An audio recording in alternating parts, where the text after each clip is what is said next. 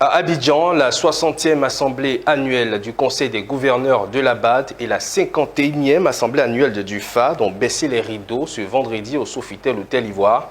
4 jours auront suffi aux pays membres de se choisir un nouveau président, le Mauritanien Sidi Ould Tah, et d'approuver les projets de développement. Le retour sur les temps forts avec nos reporters sur place, Générosa Kouadou et Maru Siri. C'est à l'Hôtel Ivoire d'Abidjan que s'est refermée la 60e édition des assemblées annuelles de la Banque africaine de développement. Une cérémonie en présence de plusieurs personnalités, dont Kaba Niale, le président de la BAD, Akiwumi Adesina. 13 gouverneurs de la BAD ont été distingués pour leur engagement au service de l'Afrique. Kaba Niale, s'exprimant au nom du président de la République de Côte d'Ivoire, a salué les avancées notables enregistrées durant ces assises et le bon déroulement. Les assemblées ont été l'occasion de dresser un bilan positif de la banque et de souligner l'urgence pour le continent d'assurer son autonomie.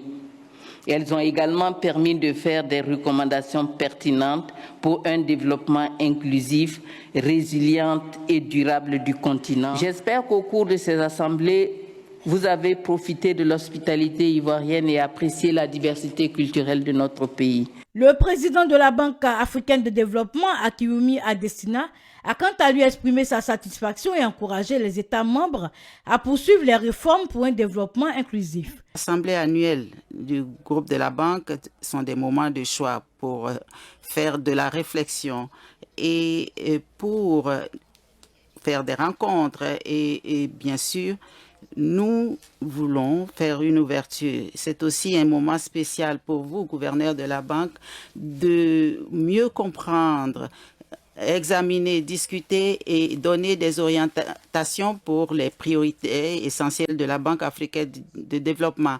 Examiner nos finances et nos opérations. Et c'est pour vous aussi le moment d'évaluer les prestations de nos services, les résultats et l'impact de notre travail sur les pays membres régionaux. Et discuter des nouveaux développements, des nouvelles tendances dans le développement en Afrique et leurs effets pour l'Afrique et le reste du monde. Pour dire adieu, il a gratifié le public de chant.